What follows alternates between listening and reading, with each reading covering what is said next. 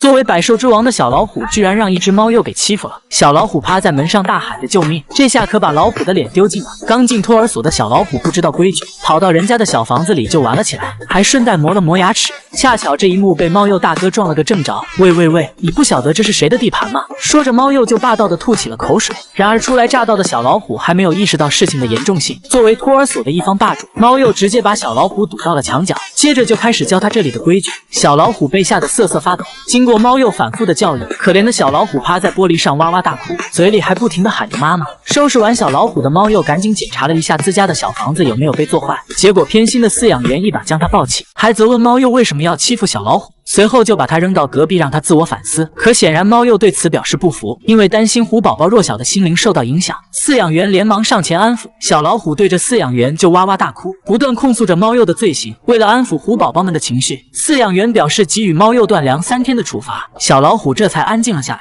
但隔壁的猫鼬瞬间就急了，疯狂地扒拉着玻璃，想要出去继续揍他，可门却怎么也打不开。没办法，只好去找大哥帮忙。大哥，隔壁几个新来的说他们才是这里的王，让咱们小心点，等我刷完牙就去教训一下他们，是龙也得盘着，何况还是几只小老虎。正当小老虎们睡得正香时，突然响起一阵敲门声，小老虎瞪大了眼睛，原来是黑猩猩找上门了。小老虎瞬间就慌了，怎么办？黑猩猩疯狂开始砸门，惊恐的小老虎赶紧爬到了墙角，连口水都被吓了出来。胆小鬼，有种你别跑啊！就在小老虎思考应对方案时，下一秒黑猩猩竟然出乎意料地打开了门，这操作把几只小老虎都看傻眼了。进来之后，黑猩猩并没有第一时间暴揍小老虎，而是嘚瑟地显摆了一通，接着他不经意地拿了块毛毯，仅凭一记眼神就将2只小老虎吓得连滚带爬。小黑也是人狠话不多，上去就给了对方一个响亮的耳光，这下可把小老虎给打懵了，躲在箱子后面大气都不敢出一口。躲起来我就找不到你了吗？是老虎你就别藏着。还没等小老虎反应过来，小黑又是2巴掌呼过去，结果逃跑的路上脑袋还被撞个大包，这下可给小老虎整郁闷了，没有一个能打的，还说自己是森林之王。回到家的小黑得意地吃起了水果，猫鼬见状直呼大哥 YYDS， 几兄弟吃了败仗一脸生无可恋。饲养员见状立刻安排了营养大餐，希望他们忘记悲伤。为了让小老虎振作起来，饲养员还特意拿来猫鼬玩具帮助他们找回自信。回想起猫鼬的所作所为，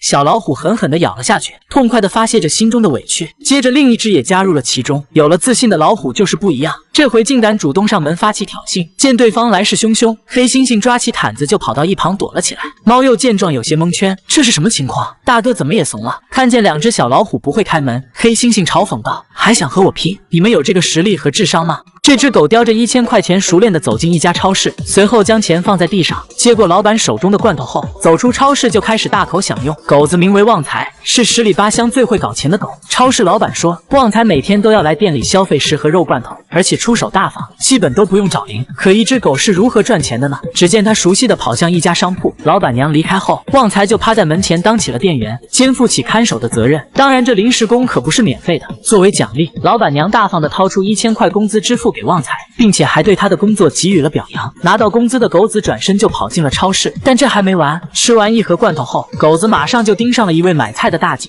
如果不交出手里的钱，旺财就会像狗皮膏药一样粘上对方，摇尾乞怜是他惯用的手法。见大姐不吃这一套，不讲武德的狗子直接开抢。不一会儿，1000马内顺利到手，拿到钱的狗子再次朝着超市方向跑去，下次别让我再看见你。大姐对此也很无奈。每每吃上第2盒罐头后，狗子在一家杂货铺驻足，这次的目标是一位大叔。别傻站着了，规矩还要我再说一遍吗？趁老婆不注意的功夫，大叔掏出了仅有的1000块零花钱递给了旺财，随后狗子叼着钱大摇大摆地走在街上，接着第3次返回了超市，一手交钱一手交货。买完罐头后，狗子叼着罐头来到一位大爷面前，一天来找我开8遍的罐头，你比我还富有啊，以后我可要收服务费了。狗子听完直接躺在地上耍起了赖皮。大婶指着旺财说，他是这条街的吉祥物，由于每天叼着钱在街上来来回回，旺财很快就打响了名气，因此每天都有吃不完的肉罐头。但女主人却非常反对，因为家里的狗粮她是一点不吃，每次看见狗粮都躲得远远的，但换成罐头立马两眼放光。女主人说这家伙靠乞讨，天天自己买罐头，不知道还以为是只流浪狗呢。虽说自力更生是好事，但女主人还是比较担心它的健康。果然去医院检查后，医生表示狗子的营养严重超标，不能再让它吃那么多的肉罐头了。回来后，女主人告知了街坊邻居，看见这么多人围着自己，旺财有些慌了，难不成是来讨债的？发现大家都面带笑容，狗子这才放心下来。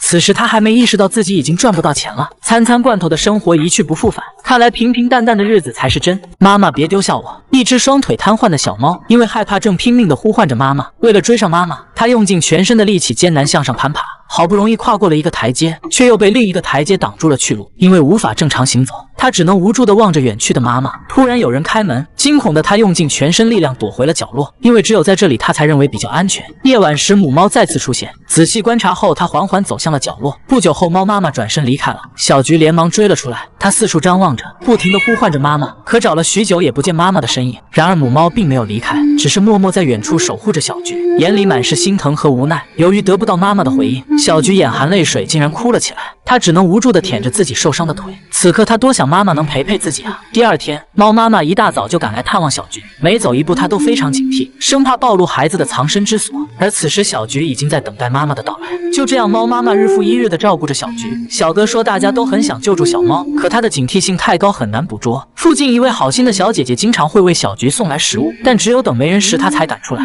小菊还是很害怕，她并没有第一时间去吃，而是不断地呼唤着妈妈。只有在妈妈的陪伴下，她才能放心地吃东西。为了救助可怜的小菊，第二天小姐姐请来了专业的救援队帮忙。此时猫妈妈出现在围墙上，她远远地注视着人们的一举一动。救援队搬开沉重的柜子，蜷缩在角落的小菊看着眼前的陌生人，流露出害怕的神情。救援人员将她抱起后，小菊显得非常抗拒。进到笼内的小菊无助地望向妈妈，她不知道自己会被怎样。在目睹整个救援过程后，猫妈妈跳下围墙，随后消失在了大街上。经过一系列的检查后，医生表示小菊的椎骨多处断裂，后半个身体已经失去了知觉。经过判断是人为导致的损伤，能活下来已经是奇迹。原来小猫出生不久便被坏人进行殴打，猫妈妈别无选择，只能等坏人离开后才敢上前叼回遍体鳞伤的宝宝。为了防止小菊再次受到伤害，猫妈妈将小菊带到了这个隐蔽的角落。她知道人少的地方才会安全一些，因为担心小菊被坏人发现，猫妈妈选择与孩子分开，但她始终没有放弃过喂养小菊，并且经常在远处守护着自己的孩子。或许这对于彼此都是一种痛苦，但为了生存下去，猫妈妈做出了抉择。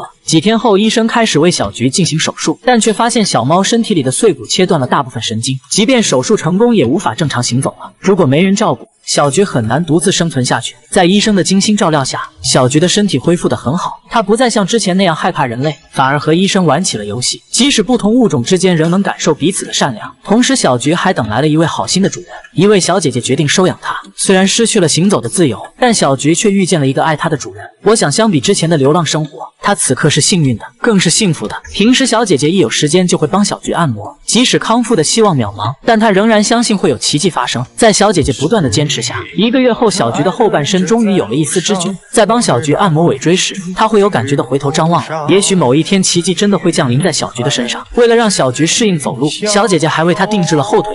刚开始小菊有些害怕，但在小姐姐耐心的指引下，小菊开始慢慢的适应。她仿佛发现了新大陆一样，这一刻她终于再次体会到奔跑的快乐。当上天为你关上一扇窗的同时，也会为你打开一扇门。我是小奶狗 Respect。